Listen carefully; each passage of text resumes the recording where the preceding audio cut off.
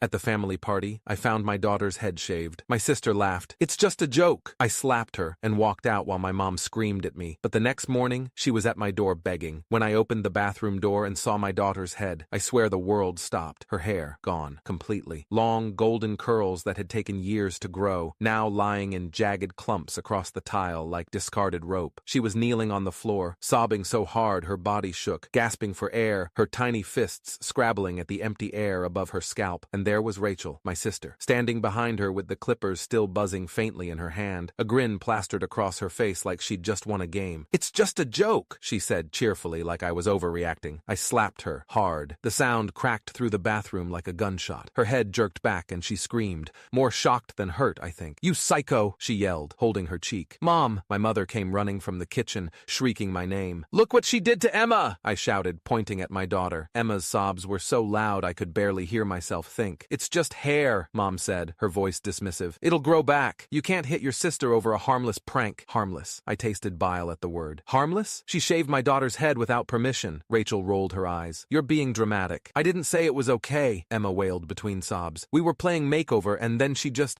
started cutting and wouldn't stop." "You're lying," Rachel snapped at an 8-year-old child. I grabbed Emma and stormed toward the door. "Where are you going?" Mom blocked my path. "Away from you people. You're overreacting. Apologize to your sister." "Apologize?" I pushed past her. "She assaulted my daughter. I should be calling the police. It's hair. Stop being so sensitive." I left without another word. I didn't sleep that night. Emma cried in her room until she fell into a fitful, haunted slumber. I stared at her pillow, trying to formulate a plan that would both protect her and make the people responsible really understand, the gravity of what they'd done. By 7 a.m., I had my lawyer on the phone. "My sister shaved my daughter's head without consent," I said, my voice shaking with anger and exhaustion. "I want to file assault charges." "Against a family member?" "Yes." "Are you sure?" "Completely." I had photos of Emma, face red and tear-streaked, her hair in clumps on the floor, timestamps on my phone. Every piece of evidence lined up. Next, I called the lawyer for the property my mother lived in, my late father's house. I'd let her live there rent-free for years. Generosity, I had thought. She had taken it for granted. "I need to start eviction proceedings," I told the lawyer. "Any particular reason?" "She defended someone who assaulted my child. 30 days notice. Minimum required by law." Then, I handled the family phone plan. Lines removed. Immediately. Rachel's car, co-signed in my name, reported stolen. By 9 a.m., my mother was at my door, screaming through the glass. "What have you done?" "I filed a police report. Rachel assaulted Emma. It was a joke. Jokes don't involve shaving a child's head while she's crying and begging you to stop. You're going to destroy your sister over this?" She destroyed my daughter's trust, her confidence, her sense of safety with family. Mom hesitated, just a flicker. "Okay, maybe it went too far, but pressing charges? That's extreme. You literally blocked the door and demanded I apologize for defending my daughter. You chose her over Emma." "Shock," she said. "You hit your sister, and she shaved my child's head. Which is worse?" Silence. The next day, Rachel came to my door. She begged, she cried, she promised. But the damage had been done. I wasn't going to let her off the hook. Not yet. I had a plan. She would face Emma, publicly, and understand the consequences of her actions. She would experience a taste of what she'd done. By the following weekend, the family gathering arrived. 30 people, witnesses, cameras, and Rachel, with a bare head, standing in front of everyone, forced to apologize to Emma while understanding the humiliation she had caused. Emma's first genuine smile in a week appeared only when she saw her sister's reflection in the glassy eyes of 30 relatives, realizing justice, finally, had been served. I whispered to Rachel afterward, "That's how Emma felt, except she's 8 and she trusted you." And that glare she gave me, I didn't flinch. I hadn't expected that day to turn into a nightmare. I'd been a father doing the usual Saturday morning ritual, making pancakes with Emma while she danced around the kitchen in her princess pajamas, singing along to some terrible pop song on the radio. Rachel had called earlier that morning, saying she'd pop by for a surprise. I'd laughed and waved her off. She always had some prank she thought was funny. Hair dye, glitter bombs, dressing Emma in ridiculous outfits. Harmless, I told myself. Emma, at 8, was trusting, bubbly, and stubborn as all hell. She adored her Aunt Rachel, despite a few minor incidents where Rachel's jokes had upset her. I'd noticed it, yes, but she seemed fine. I wanted Emma to have a relationship with her aunt. I trusted Rachel. She was my sister. My mother had always treated her like a golden child. And I wanted peace, a family that mattered, so I let her in. From the very beginning, subtle red flags had whispered warnings I chose to ignore. Rachel had laughed a little too hard when Emma described a new hairstyle she wanted. She lingered near the bathroom mirror longer than necessary, whispering suggestions to Emma. I should have been watching, but I was distracted with breakfast and my own work emails. I told myself, she's harmless, relax. But when I walked in and saw Emma on the floor, clumps of her hair scattered like fallen leaves, reality hit like a freight train. I still remember every detail. The sound of the clippers, faint but still humming in the bathroom. The metallic scent of freshly cut hair. The way Emma's tiny body shook, arms flailing as she tried to shield her head. Her sobs tore at my chest. I slapped Rachel before I could think. Reflex, rage, protective instinct. The echo of the slap seemed to reverberate not just in the bathroom, but through my life. Rachel shrieked. Mom appeared instantly, as if summoned by the intensity of the fight, and then the gaslighting started. "It's just hair," Mom said. "Stop overreacting. You can't hit your sister for a harmless prank." I froze, feeling a cold, creeping disbelief. Did she really just say that? Harmless? My own mother, standing there, defending the woman who had traumatized my child. I grabbed Emma and left. Every step toward the car was a mix of fury and panic. Her sobs were still in my ears. She wouldn't stop crying. She wouldn't look at me, and I couldn't calm her. That night, I didn't sleep. My hands shook as I scrolled through the photos on my phone. Emma's hair on the floor, her face red from crying, timestamps confirming the timeline. I called my lawyer at 7:03 a.m., barely able to speak without my voice shaking. "My sister shaved my daughter's head without consent," I said. "I want to file assault charges." The lawyer paused. "Against a family member?" "Yes." "Do you have evidence?" "Yes." Photos, timestamps, and my daughter's testimony. Every detail was recorded. Chain of custody, timestamps, screenshots. I wanted this airtight. I wasn't going to leave it to luck or family drama. Then I moved to the house. My mother had been living rent-free in my property for 3 years. Generous? Maybe. But I hadn't realized generosity didn't come with accountability. I called my property lawyer at 7:42 a.m. "I need to start eviction proceedings." Her protest? Immediate. "You're evicting your mother?" "Yes. She defended someone who assaulted my child. 30 days notice. Minimum required by law." I didn't flinch. Then came the phone plan. Mom and Rachel shared lines under my account. I terminated them immediately. Rachel's car, co-signed in my name, reported stolen. My hands trembled as I made each call. This wasn't personal. It was protective, precise, unavoidable. By 9, Mom was at the door, screaming through the glass. "What have you done?" she yelled. "I filed a police report. Rachel assaulted Emma. It was a joke. Jokes don't involve shaving a child's head while she's begging you to stop. You're going to destroy your sister over this?" She destroyed my daughter's trust, confidence, sense of safety with family. The cold part of me noted her pause, the first sign of doubt. The ice had cracked. Okay, maybe it went too far, but pressing charges? That's extreme. You literally blocked the door and demanded I apologize for defending my daughter. You chose her over Emma. Shock, Mom said, fumbling for words. You hit your sister, and she shaved my child's head. Which is worse? Mom went silent. By mid-morning, Detective Sarah Walsh, 17 years on the force, called. I explained the situation. She listened without judgment, documenting each piece of evidence. I emailed her photos, timestamps, Emma's written statement, she dictated it to me, and screenshots of the conversation where Emma described what happened. Dr. Neil Robertson, a child psychologist with 2 decades of experience, evaluated Emma. His notes: child exhibits acute anxiety, decreased confidence, and fear of familial interaction post-trauma. This was Exhibit D for my lawyer. My property lawyer, Miranda Chen, drafted the eviction notice with supporting documentation, text threads, logs of prior complaints, and explicit references to their enabling behavior. I had 3 institutions validating reality: police, psychological documentation, and legal authority. No room for denial. Even with authority backing me, Rachel and Mom continued to gaslight and manipulate. They called repeatedly, crying, pleading, sometimes screaming. Emma's anxiety spiked. She refused school. She stayed in her room, terrified someone would mock her. I had to choose between appeasing them, letting the abuse slide, or protecting my child. Every instinct screamed the same: protect Emma. I also realized something frightening. Family loyalty had blinded them. They genuinely could not see her trauma. Mom literally blocked my path the day before, telling me Emma's emotions were overreacting. I scheduled the family gathering the following weekend with a single purpose: confrontation, accountability, and exposure. 30 relatives showed up, cameras on, witnesses present. Rachel arrived, bareheaded, eyes wide, and terrified. "Do you understand what you did?" I asked. "Yes," she muttered. "And you traumatized an 8-year-old child?" "Yes," she whispered. "And you're going to apologize to Emma in front of everyone?" "Yes." But the real demand wasn't verbal. She had to experience a fraction of the humiliation she had inflicted. She shaved her own head, tears streaking her face, every clump of hair a testament to her cruelty. Emma sat on my lap, watching, finally allowed herself to smile. 30 witnesses, 30 cameras, public exposure, accountability enforced. Justice delivered. Emma's first week back at school was cautious. Therapy sessions continued,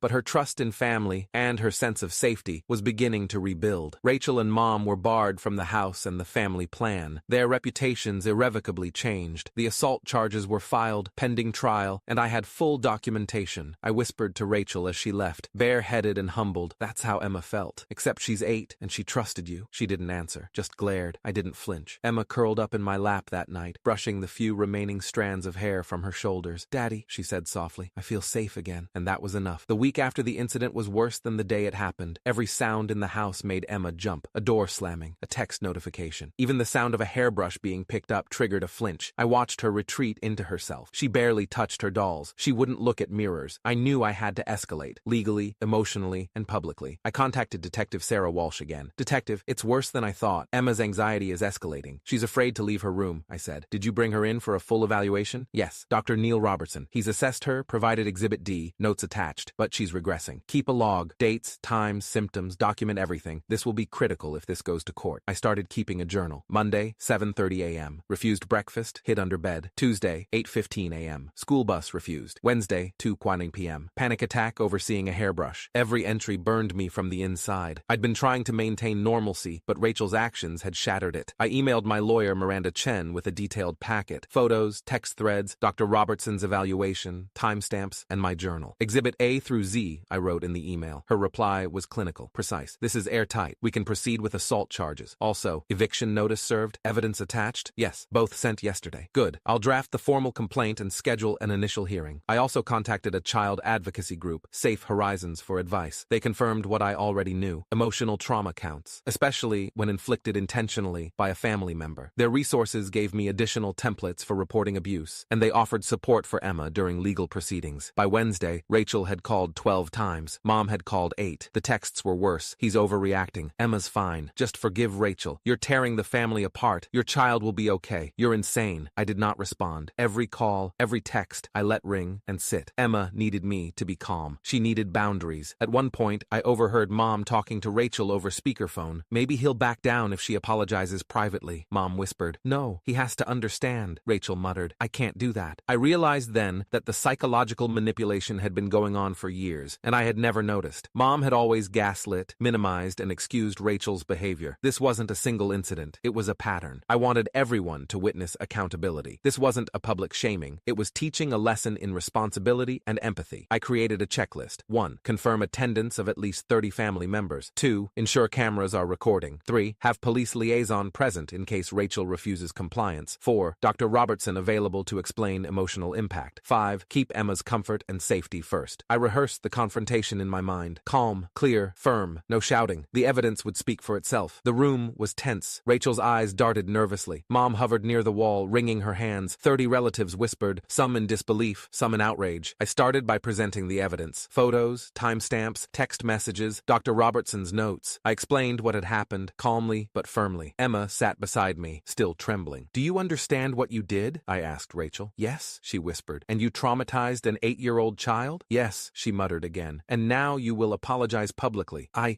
can't, she stammered. Yes, you can, and you will. Otherwise, I didn't have to finish. Everyone understood. Police Liaison Officer David Kim, 12 years on the force, was ready. Miranda Chen had prepared documents outlining Rachel's legal exposure. The room was electric with tension. Finally, Rachel cried. I'm sorry, Emma, she muttered. No, you're not done, I said. You humiliated her. You will explain why it's wrong, and you will experience a fraction of her humiliation. Tears streaked down her bare face as she shaved the remaining hair on her scalp. Clump by clump, she felt, if only briefly, what Emma had felt. 30 witnesses, cameras rolling, public accountability, justice finally delivered. Emma's smile, small, tentative, genuine, was the first in a week. The police filed assault charges. Miranda Chen confirmed eviction and removal of phone lines were legal and permanent. Dr. Robertson continued therapy with Emma. Rachel's reputation in the family was irreparably damaged. Mom's enabling behavior became painfully visible to everyone. I kept the journal, added notes about Emma's recovery. Gradually, she re-entered school life. Slowly, she trusted family again, cautiously. I whispered to Rachel the night of the gathering. That's how Emma felt, except she's 8 and she trusted you. No response, just a glare. I didn't flinch. Emma curled in my lap. Daddy, she said softly, I feel safe again, and that was enough. 3 months later, Rachel moved out of the state. Mom moved into a small apartment she rented herself. Emma's hair had begun to grow back, and with it, her confidence. Therapy continued, but laughter returned to our home. I knew some scars would remain, some trust had been broken forever, but justice had been served, and I had protected my daughter, the only thing that truly mattered.